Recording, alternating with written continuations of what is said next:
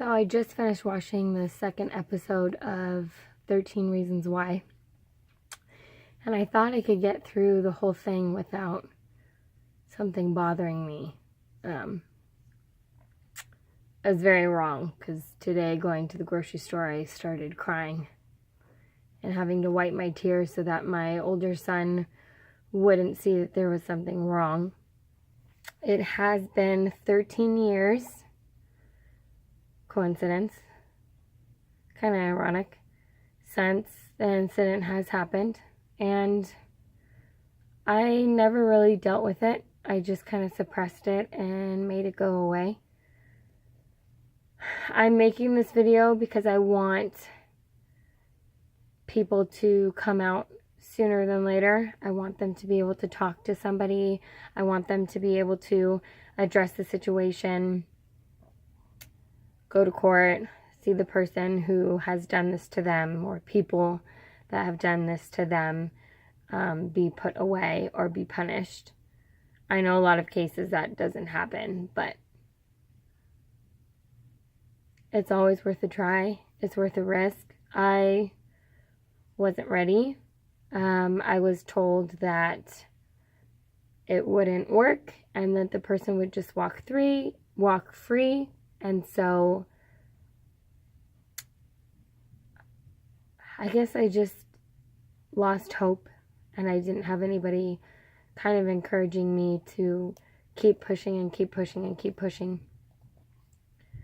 The show has really brought a lot of things raw to me, like it just happened. It was a really good show. And I mean, it's good to deal with this because, I mean, it's been a long time since I've actually dealt with it. So I just wanted to talk about what happened, and just kind of address, like, a lot of people, if they know what you've gone through, kind of move on from the situation. And they don't really ask you how you're doing anymore. It's just kind of like you move on and you live your life. But for the person that it's actually gone through, like, I feel like it eats at you every day, a little bit at a time. Like somebody's literally taking a chisel and like chiseling at you little by little in little pieces, or coming apart at the seams. And every time you hear somebody yell the name rape, and they just kind of laugh about it because they think it's a joke, or they just kind of say it and it didn't really happen, it really bothers me a lot. And I take great offense to it just because of what happened. So the night before my 19th birthday, I was working as a server. I'm not going to use any names, but for anybody that actually does come across this video, you know who you are. And I had gotten off of my shift, and it was kind of late, and I was hungry, and I decided to walk by, and there were a few shops by the restaurant. And I had recognized this gentleman that was sitting in the window eating. Now, it wasn't where I was going to go get my food, but I happened to go inside and say hello and kind of sit down for a minute and just kind of see how they were doing. I've met them through mutual friends at parties before, so I was just wanting to be nice. And I had mentioned that it was going to be my birthday, and the gentleman said, "Hey, I'm having a get-together tonight at my house. You should come by. It would be really fun."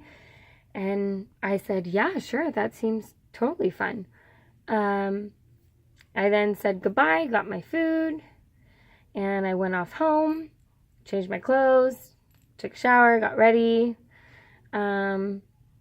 Had invited a friend at the time that I was working with and kind of interested in, but not really sure yet.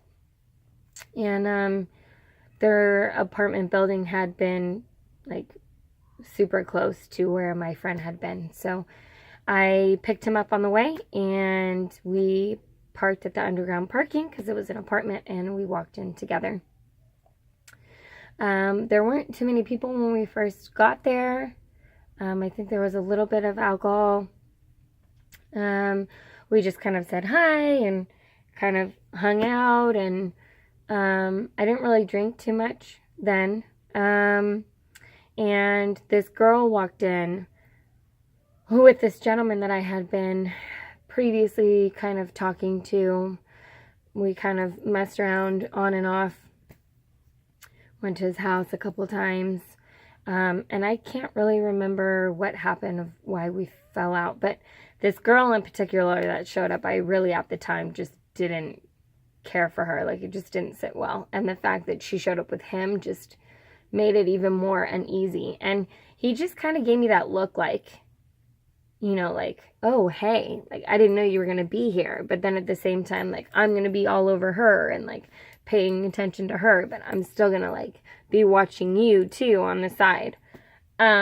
Which was a little irritating. So I kind of stuck close to the friend that had invited me and stuck close to the kitchen. And a few more people showed up, and they brought these like, wine cases in the box wines that they used to do. And they put them all over the counter, and I was just drinking a little bit and talking, whatever. And people started to leave because it was getting later into the night. And I found myself kind of arguing with the friend that I had come with. Just, he was very, like, jealous, and why are you talking to them? And, oh, are you seeing them? And I was just kind of taken back, like, they're just friends, like, it's not a big deal, what's the problem? And so he kind of got a little aggressive, and so we went outside, and I was like, no, you need to go, like, you need to leave, like, I'm not feeling comfortable. And I think the guy that invited us there kind of heard us kind of talking back and forth, or yelling, I guess, back and forth, and went outside and just kind of said, like, no, dude, like, you need to go. Like, no, that's not cool. And I kind of got this feeling of, like, oh my gosh, you know, like, they have my back. They're going to protect me. And so he left all mad. And I went back in the house, and we just kind of sat down at the couch, and we were talking and, you know, drinking a little bit more. I definitely wasn't drunk, and I definitely remember everything. And one of the guys that was there, I didn't know, but he had stated that he just came back and he was in the military, and we didn't really talk too much. I think I was a little bit more interested in the gentleman that I had been talking to previously. And he had mentioned, like, oh, we should have a threesome. And I'm like, I don't think so. Like, it made me really uncomfortable. And he was like, no, come on. Like, it'll be fun. Like, it'll be fine. You know, if you're not comfortable, we'll definitely go, like, we'll stop, or we'll get really slow. Like, we'll be gentle. It'll be fine. And I think in that time that I was with them on the couch, I really wanted to impress this guy. Like, would I ever do a threesome? No way. But I don't know, I felt like me growing up earlier, and even around that age, it was like, well, if I sleep with them, they'll like me more. Or if I sleep with them, they'll give me more attention, or they'll want to be with me. Or they'll be impressed with me, and they'll want to hang around me more often, instead of being like, hey, I should tell them, like, I'm not like this. Get to know me for who I am. Instead, it was like, well, if I give them what they want, they'll like me more. So, I had agreed. I don't know why. And I went into the bathroom to just kind of collect my thoughts, go to the bathroom, just kind of, I think I stared in the mirror for a second, like, what is going on? Like, but you're already, like, in it, so, like, you know. And I had opened the door, and all three of the guys were right in front of me, and it was just kind of like, I could see the door, the front door, in the corner of my eye, and I just kept thinking, like, if I just had enough courage to walk around them and run out the door, it would have been fine. Nothing would have happened. But I didn't have enough strength to do that. And we went into the living room, and they had turned the lights off. And it was I would say around 12 or so, 12:30, and it was dark. And I couldn't really see too much. The guy that invited me to his place sat on the couch, and the gentleman that I had previously messed around with had unbuttoned his pants and had told me to knelt down on my knees. And at that point, I was kind of freaking out because this was all very real. I had the military guy behind me, and the gentleman had taken his penis out and took one hand and held his penis, and took the other hand and pushed his hand in the back of my head, forcing me to go closer to him, to put my mouth over his penis. And I was just not having it. It was not very comfortable, and I could feel the guy behind me just kind of like, I felt like if I had done anything or pushed away, that this guy was willing to like hold on to me. And this went on for a few minutes. It seemed like forever, and I pushed him away, and I was like, no, like, I'm done. And the other guy tried, and I was like, no. And I had started to cry, and the gentleman that I used to mess around with had laid me down, and the military guy held me from the back. So he sat behind me and took his arms and held me like this so that I couldn't move. And the gentleman that I was talking to previously had put his legs on mine so I couldn't move, and he forced his penis inside of me. And the entire time this was happening, I cried and cried and cried. I said, stop. And he kept saying, no, you want it. You want this. It's okay. You want this. You wanted this. And the gentleman that invited me to his place was still sitting on the couch watching the entire time. And then they tag teamed, and the military guy got up and switched, and the gentleman that I was previously talking to held me the same exact way, and the other gentleman placed his penis inside of me and forced himself in me, and I could just feel the weight of their bodies on top of me. And I just remember feeling like I couldn't move. No part of my body could move. I was just a statue. And I tried so hard in my head to just move, to scream, to yell, to scream, stop, and nothing could come out. I couldn't speak. I felt like I had swallowed all of my words, all of my strength, all of my muscles, and I was just laying there, hopeless, while these gentlemen pinned me down and forced themselves into me. I cried for the remainder of the time. I felt like it took forever, and I just kept thinking to myself, when is this going to be over? When is it over? I just need it to be over. And when it finally was, I was so stressed and distraught that I ended up passing out.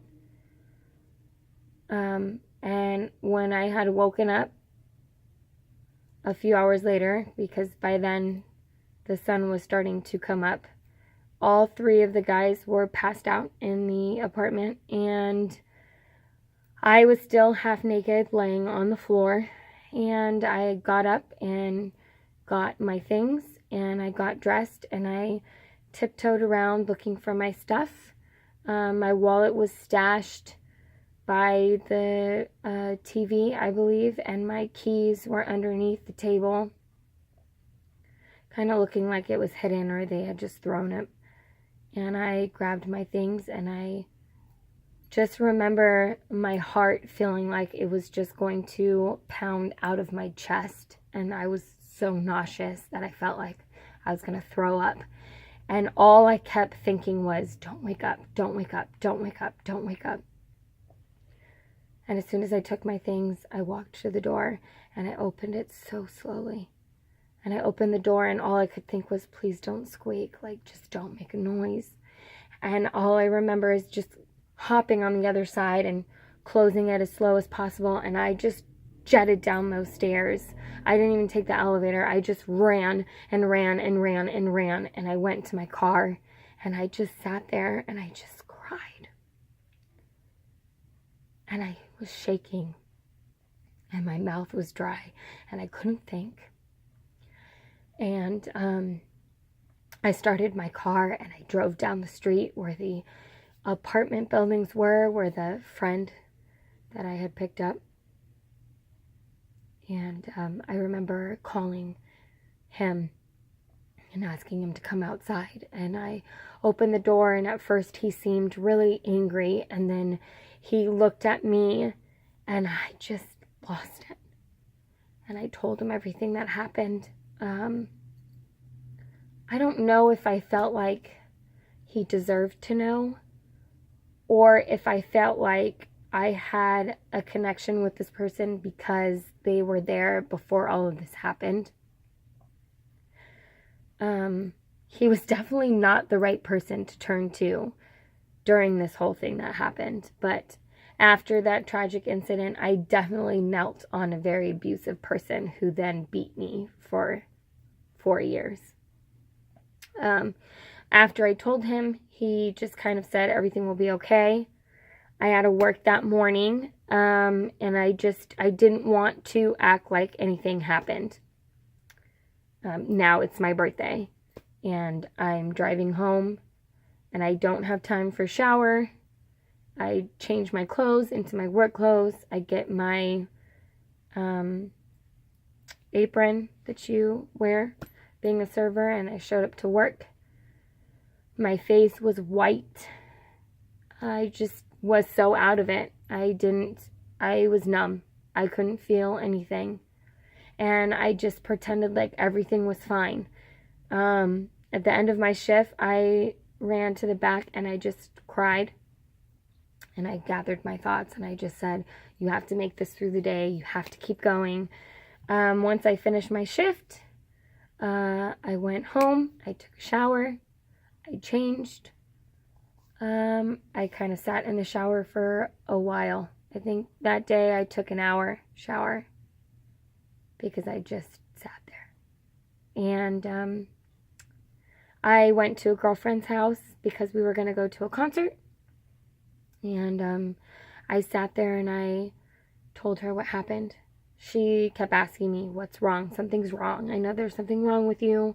What's wrong? You can talk to me. Just talk to me. And I told her what happened. And she looked at me and she said, you need to call your mom.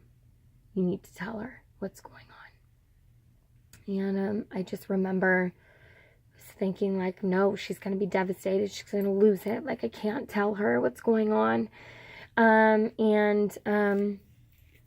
She ended up calling and holding my hand, and I told my mom, and you could tell that it was just eating at her too. And I cried, and she said, go to the concert, have a good night, just have fun for your birthday, and we'll deal with it when you come back. And I went to the concert. I had a blast. I had a lot of fun trying to pretend that nothing happened. And I went home that night, and my mom took me to the clinic. And I would just remember the lady telling me to remove my clothing. And I had to give them the clothing that I had worn that night. I didn't have everything. And she put it in a brown bag. And she took it with her. And when she came back in the room, I had the gown on. And I was sitting in this chair with, I felt like 5 million lights on me. And she started taking pictures of my private part. And what she took was 12, which felt like 100. And I felt like being back in that same position where you don't have control over your body, and I just felt so naked and just very uncomfortable. I also needed to have a shot in my butt that night. And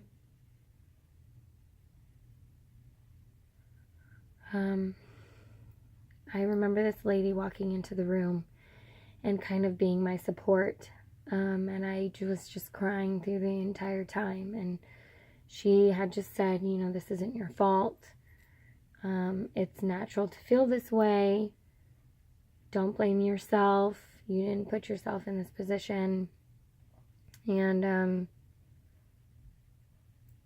I kept feeling like if I had just changed something that night, if I had just not argued with the friend that I was with, if I just stayed home and didn't go to that party, then it would have never happened. Had I just said no and had enough guts to say, I don't think so, it's not going to happen, and walk out, it wouldn't have happened. And I beat myself up over and over and over again. It didn't change anything because I still felt horrible and awful. And I had gone to a party a few months later, maybe a month later, and it was outside, and the gentleman that had invited me to his party ended up showing up.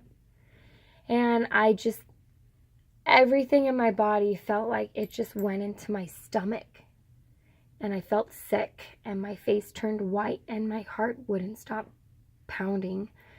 And he walked up to me and he said, you know, I just want to tell you I'm sorry for what happened. I never knew that it was going to happen that way. But I didn't accept his apology, and I never have, because he could have done something. He could have said something, but watching me lay on the floor, being pinned down, crying, watching these men rape me, and having every power possible to say something, and feeling so alone at that moment. I was angry. And when my friend, a girlfriend of mine at the time, had come up to me and asked me, what's wrong? Like, something's wrong. Like, what did he talk to you about? And I had told them what had happened.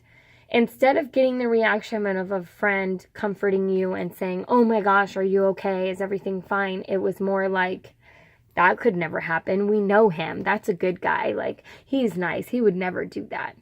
Like, his friends would never put you in that position. Like, you must have done that. Like, what a slut. And it really, like, took me back, because it's like, how dare you make me feel so horrible inside, even though I already do. Instead of supporting me, you believe some guy that you've only known maybe a few months over a friendship that you've known since junior high. And even her cousin didn't believe me either. And they were like, no, he could never do that. He's such a nice guy. So basically at that point, it was my word over his. A little while after that, the friend who didn't believe me, that I was friends with since junior high, had called me and said, hey, you should come by my dorm room and hang out. You know, we're just chilling. I'm not really doing anything. And so I said, okay.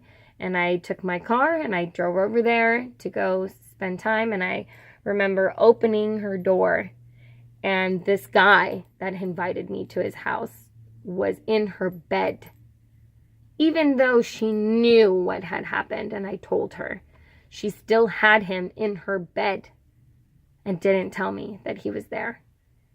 And I was really upset. And she, like, tried to climb into bed with him. And, oh, look, see, he's so good. And he already apologized, so you should just get over it. It's not that big of a deal, is what she told me. Not that big of a deal. Well, people say that when they've never been through something like that. It was a tragedy in itself, because that night I lost a piece of myself that I will never get back. I lost half of my soul that night, and it just kept getting worse from there. And then I have these people that I'm looking towards support, and they're just knocking it down over and over and over. Oh, you're a liar. Oh, this never happened. And then they would keep bringing him around. This friend was a horrible friend and a huge mistake all in itself to even be their friend. There are many more things that this person did to me during school that I put up with that now, to this day, I will never do or say or put up with or put somebody else through it. That's on for another time as far as bullying goes.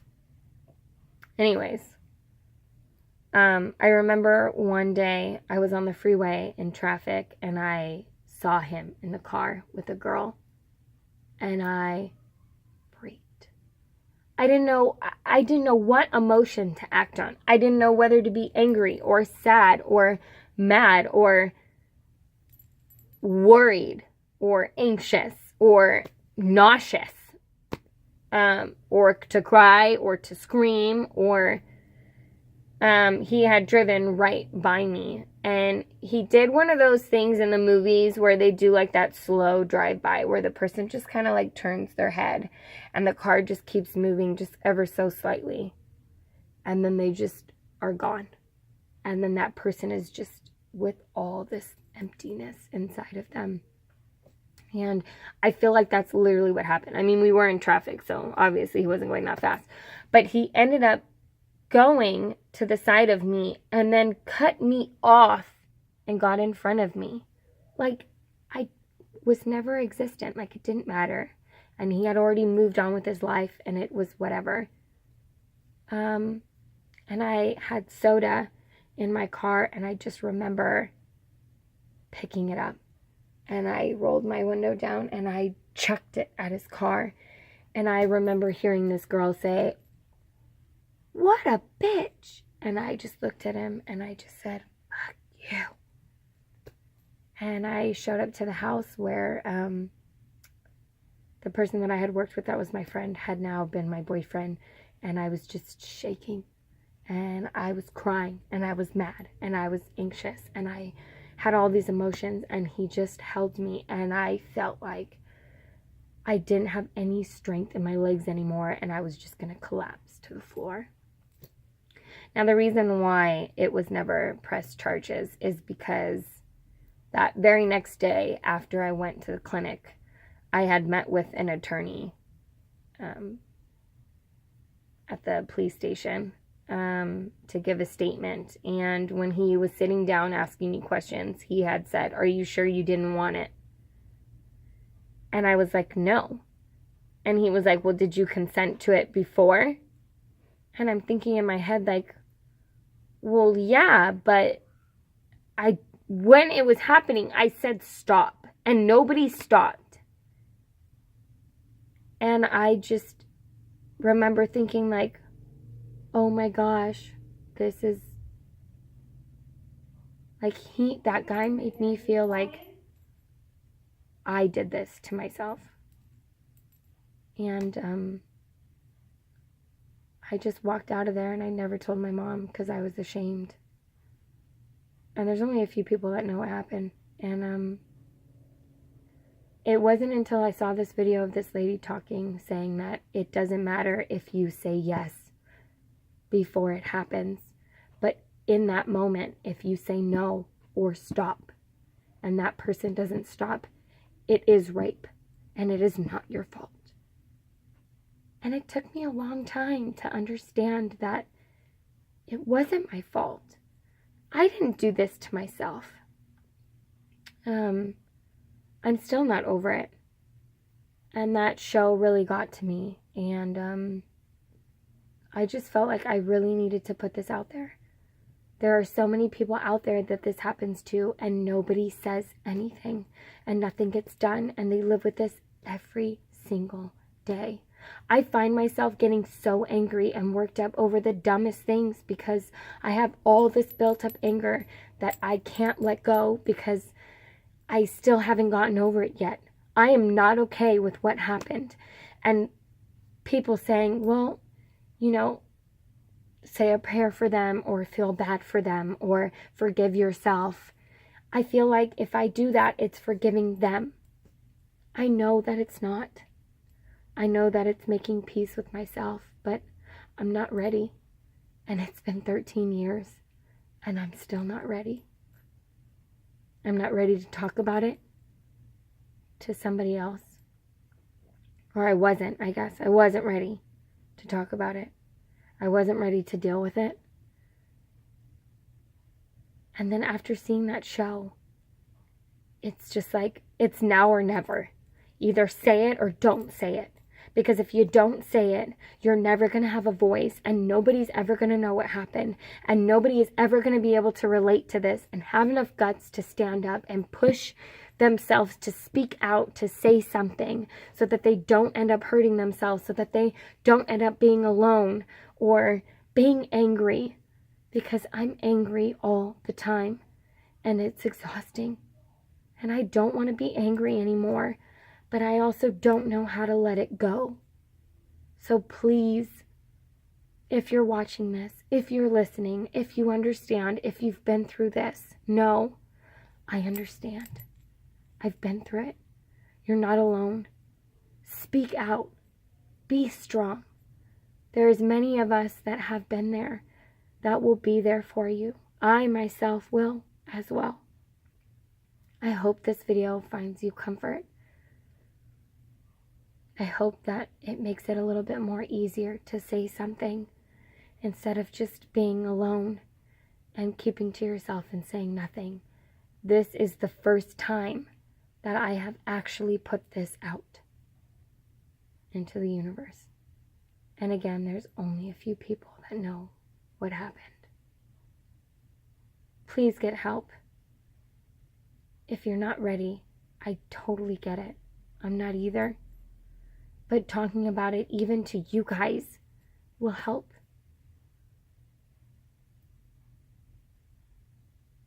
So, I'm going to leave this note with you today to just know, again, you're not alone. And rape is not okay. And even if you consent to doing something before it happens, saying no or stop or trying to push somebody away is rape. Even if you can't do anything, even if you lay there and you can't move and you're stiff, even if you cry the entire time, or you can't speak, or you can't scream, it's still rape, no matter what.